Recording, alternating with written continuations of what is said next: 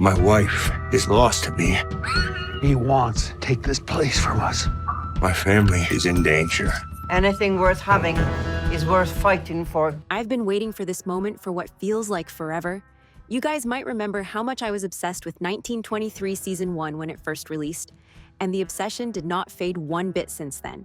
Despite the long gap between the two seasons, the show continues to be the most anticipated release of 2025 for me. The good news is, now that we are only days away from the new season, we got the episode titles and synopsis for each episode. In other words, we have a pretty good idea for what to expect from the new season. So let's talk about it. As many of you know, the second season of 1923 has felt like a long time coming. Not gonna lie, the wait for news was pretty brutal, but then, almost out of nowhere, teaser trailers dropped. 2 of them, in fact. The first one had the unmistakable voice speaking over it that made my bones chill, and the second featured another familiar voice, hinting that this season will be even better than the first one. And just when I thought I couldn't get any more hyped, an official full-length trailer arrived, giving me an even deeper look at what's ahead.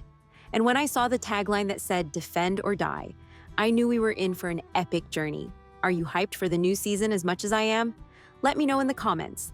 If you didn't know, 1923. Season 2 will premiere on Sunday, February 23rd, 2025 on Paramount Plus in the US. I know. Even though there are only a couple of weeks left due to the long wait, it still feels so far away. But to me, knowing that there's an official date makes the wait a little more bearable.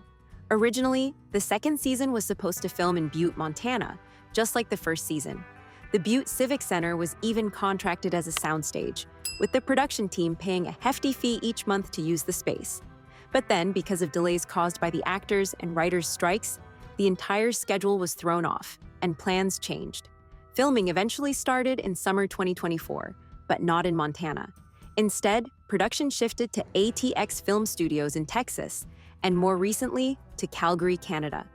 The move, according to officials, was influenced by tax incentives, something that tends to play a big role in where productions set up camp. That being said, Montana still got a piece of the action, with additional filming happening there in the fall. And in November, new set photos surfaced, showing one of the main stars on set, proving that things were still in motion. I mean, thank God. When it comes to how the story will unfold, I know one thing for sure. This will be the final season of the series, ever. Brandon Sklenar confirmed it, saying that the show was always meant to be a limited series with a clear beginning and end. "I think this is the right way to tell this story," they said in an interview, and continued, "Everything is leading up to this final chapter, and we're all ready to give it everything we've got." And honestly, that makes me even more excited. Knowing that the creators aren't trying to stretch this out unnecessarily is very ensuring that we will get an epic ending to this story. I mean, since Taylor Sheridan ruined Yellowstone's ending, I'm crossing my fingers that 1923 will be the one that clears his bad reputation on not being able to finish shows properly. But let me know if you are still hopeful that Sheridan is capable of finishing a show in a satisfying way. Now, what are the episodes' titles and what can we expect from each one of them? Well, the first season is titled The Killing Season, and its description says, "The winter brings new challenges and dangers for the Duttons. Spencer and Alexandra set off on separate journeys. This means that we are kicking the journey from exactly where we left off.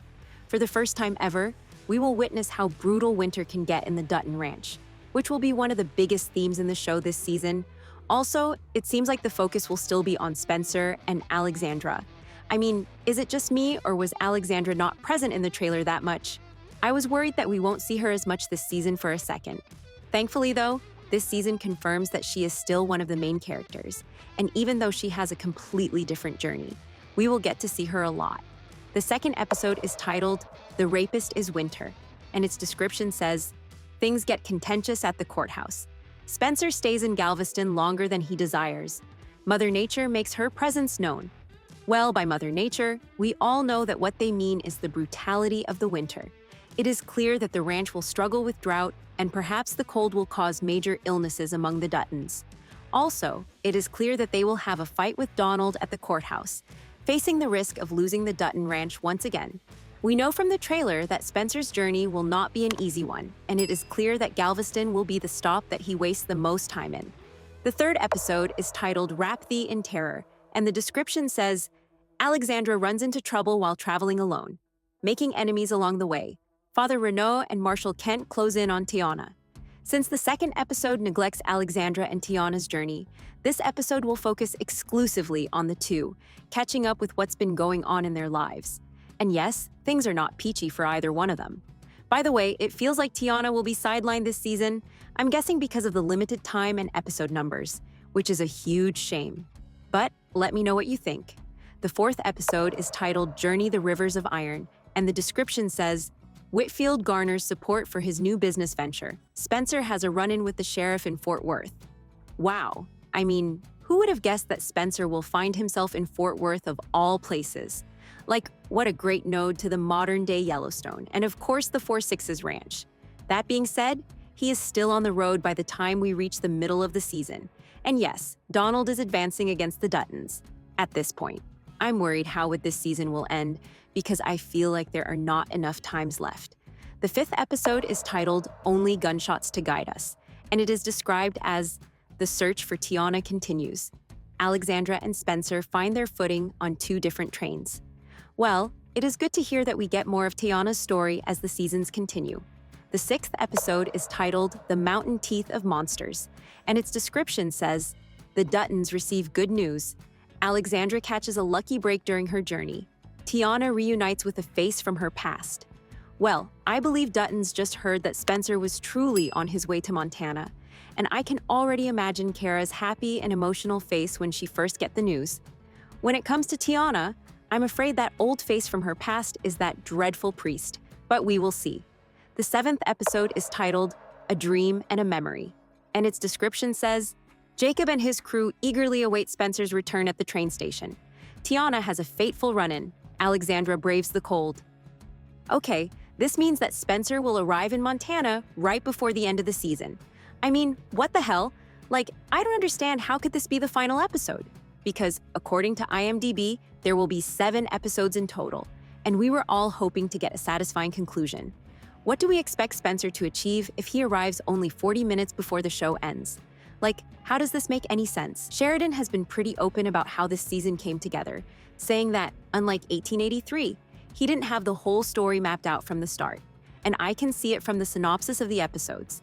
He admitted that he went on a journey himself while writing it and eventually realized that the story couldn't be wrapped up in just one season. But now, I think that the second episode will also not be enough. Apparently, he was the one who made the call to the network, telling them that he needed more episodes to do the story justice. I realized there was so much more to explore, and I wasn't going to rush it, he said. And yet, here we are, once again waiting for a season that already feels incomplete even before watching it. But let me know what you think of it. Do you think this is because of Sheridan's bad planning for the seasons? Or should we still be hopeful for the new season and see how things actually unfolds? Can't wait to hear your thoughts about it. For more weekly updates on 1923, make sure to like and follow. Meanwhile, the video on the screen might also interest you.